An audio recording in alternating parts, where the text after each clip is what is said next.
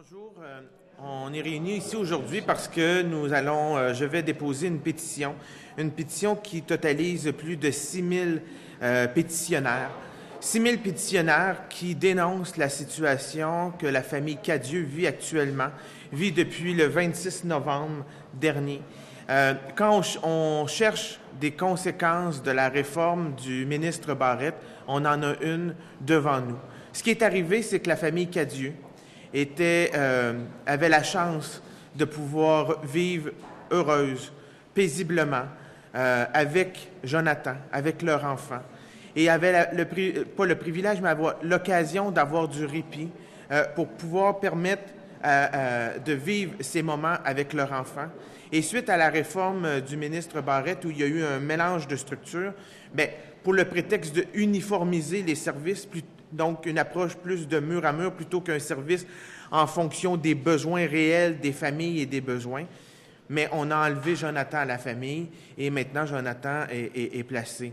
Donc, ça fait en sorte que la famille ne peut pas être aux côtés de Jonathan, de leur enfant.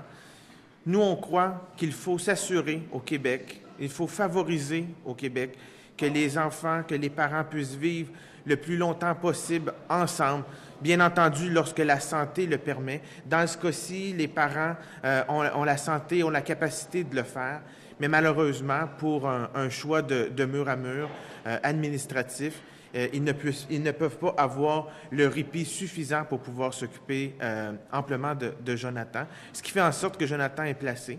Donc, pour la société, c'est un choix beaucoup plus onéreux, ça coûte plus cher aux contribuables, mais en plus, c'est pas un choix humain, puis c'est pas un choix logique pour la famille, puis pour que Jonathan soit le plus épanoui possible, le plus heureux possible.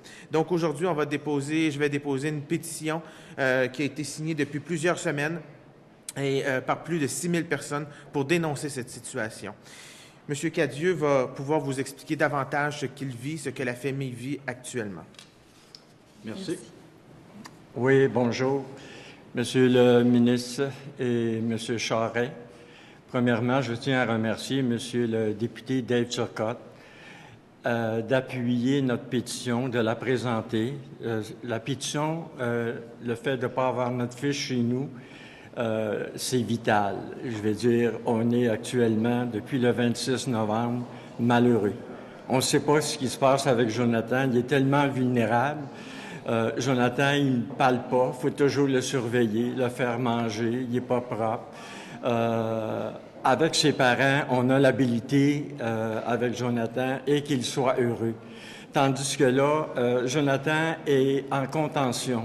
C'est quoi la contention? C'est être attaché. C'est quoi être attaché? Jonathan, rien fait de mal dans la vie. Chez nous, il n'est pas attaché, Jonathan. Il est heureux. Il circule de maman à papa et il circule. C'est des enfants tellement affectueux, ces enfants-là. Il veut des caresses sans cesse et on comprend très bien, on décèle les signes que Jonathan, s'il a soif, s'il veut quoi que ce soit, on le comprend très bien. La contention de Jonathan, il est attaché là-bas jour et nuit. Jour et nuit, on parle de gros bracelets en cuir noir qui tient ses poignets et qui sont fixés à sa ceinture en cuir par un anneau. Ce qui rend Jonathan incapable de fonctionner, d'après nous, parce que chez nous, il n'est pas attaché. Il circule. Et en plus d'être attaché, Jonathan porte un chapeau sur la tête et jour et nuit. Chez nous, Jonathan porte pas de chapeau. Alors, comment on peut savoir que Jonathan est heureux?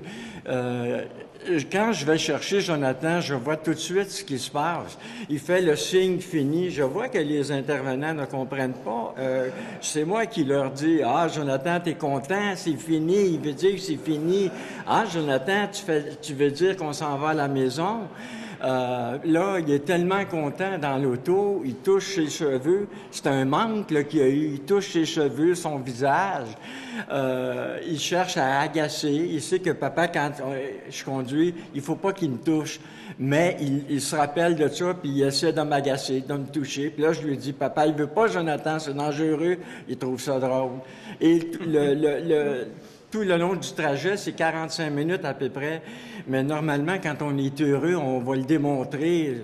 Ça dure quoi? 5 minutes? Mais Jonathan, c'est 45 minutes tout le long. Je vois qu'il y a eu un manque. Et ça vient nous déchirer, surtout quand il faut aller le reconduire. Le fait d'être attaché, ça me fait penser comment Jonathan est impuissant face à ça. Hein? C'était quoi l'exemple qu'on disait? S'il y a une mouche qui vole ou un maringouin qui arrive sur son front ou sur son visage, Jonathan, il n'est pas capable de l'enlever. Il a les mains attachées. C'est terrible, ça, en réalité, quand on pense que il est tellement vulnérable, cet enfant-là, qu'avec les autres enfants, il peut être poussé. Là, à ce moment-là, il se trouve être en danger. Et tellement qu'il est lourd, Jonathan, il faut se rappeler que depuis 20 ans, plus de 20 ans, il y a toujours eu du 1 pour 1. Alors, comment ça peut être demandant pour les intervenants? Alors, imaginez l'énergie que ça demande à la maison, mais on se plaint pas. Tant et aussi longtemps qu'on va être en santé et on fait pas. On fait des exercices à tous les jours, puis tout fonctionne bien. Alors, à ce moment-là, Jonathan, il n'a pas demandé pour être au monde, lui. Il a demandé d'être heureux, puis c'est notre devoir. Si on a décidé de l'emmener, de le garder à sa naissance, mais on assume. On ne prend pas le chemin le plus court. On assume et on veut qu'il soit heureux toute sa vie.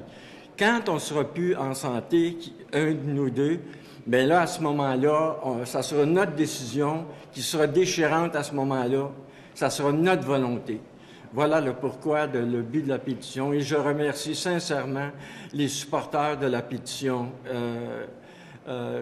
6000 fois merci. Mon épouse et moi, on n'a pas Internet, mais on a cumulé à la main 4500 signatures. C'est la preuve d'amour pour Jonathan. Et tout le monde qui a signé la pétition, un gros merci. Oui, voilà. Merci, Madame Larose. Bonjour, je suis la directrice générale de l'Association du Québec pour l'intégration sociale, qui est une fédération qui regroupe des associations en défense de droits des personnes qui vivent avec une déficience intellectuelle. Pour la KIS, il s'agit bien là d'une aberration du système qui, disons-le, n'a pas de cœur, qui a plutôt une vision de gestionnaire, une vision d'équité, semble-t-il, par rapport à certains besoins, par rapport à faire une espèce d'iniquité ou de, comme disait M. Turcotte, un mur à mur, mais ça n'a pas de sens. Ça n'a pas de sens parce que les besoins ne sont pas les mêmes. Ici, on parle de quelqu'un qui a des grands besoins, des besoins qui a des problèmes de comportement également. Manifestement, la solution qui a été présentée pour on ne sait pas trop quoi, parce qu'on s'imagine que ça peut coûter plus cher que la situation qui était là préalablement. Mais cette situation-là n'est pas adéquate pour Jonathan. La preuve en est qu'il doit être attaché pour qu'il puisse rester là. Donc, on trouve que ça n'a aucun sens. On considère, nous, la KIS a été formée, a été créée par des parents. Donc, on revendique l'expertise des parents à s'occuper de leur enfant. De plus est, cette famille-là souhaite garder leur enfant. Dans les années 60, la société québécoise a pris la décision et a pris le virage de sortir les personnes qui avaient une déficience intellectuelle des institutions. Est-ce qu'en 2017, à cause des coupures, à cause d'une réorganisation du réseau qui milite plus sur une intervention médicale, est-ce qu'on va revenir en arrière? Est-ce qu'on va reculer et on va remettre dans des institutions des personnes qui ne demandent qu'à vivre auprès de leurs parents? C'est une préoccupation que nous avons à la KIS. C'est une préoccupation que nous avons aussi dans la foulée de tout le questionnement par rapport à la maltraitance des personnes qui vivent avec une déficience intellectuelle. Nous sommes extrêmement préoccupés. Alors, nous interpellons le Premier ministre, nous interpellons le ministre de la Santé, nous interpellons la ministre déléguée aux services sociaux, dont nous connaissons la grandeur d'âme et la grandeur de cœur, d'intervenir personnellement dans cette situation-là, afin que Jonathan puisse revenir dans sa famille adéquatement. Quand viendra le temps de prendre ces décisions-là, elles seront prises par la famille et non pas par des gestionnaires et pour des considérations d'organisation de services. Je vous remercie. Merci, Monsieur Turcotte. Je crois qu'on a eu un témoignage très touchant de la part de M. Cadieux. On ne peut pas rester insensible face à de tels propos lorsqu'on les entend, lorsqu'on s'imagine ce que Jonathan peut vivre, lorsqu'on s'imagine ce que M. et Mme Cadieux peuvent vivre au quotidien, d'être éloignés, mis à distance de leur enfant, qu'ils ont pourtant eu l'occasion de s'en occuper pendant toutes ces années, après de chaudes luttes, d'avoir obtenu ce service de répit-là. Aujourd'hui, ce qu'ils demandent, c'est pas grand-chose. C'est d'être avec leur enfant, de pouvoir s'occuper de leur enfant, de pouvoir s'occuper de Jonathan, de vivre avec Jonathan et d'avoir un service de répit qu'ils avaient et qu'ils ont perdu suite à une décision purement administrative de la part du ministre de la Santé de tout centraliser et d'avoir une approche mur à mur plutôt que des besoins réels des personnes. Donc, c'est pour ça qu'on dépose la pétition et j'espère que le message lancé de nous tous à l'endroit du premier ministre, du ministre de la Santé, de la ministre déléguée, soit enfin entendu pour que la famille Cadieux puisse enfin vivre heureuse comme elle était avant. Est-ce qu'il y a des questions? Je vous remercie. Merci.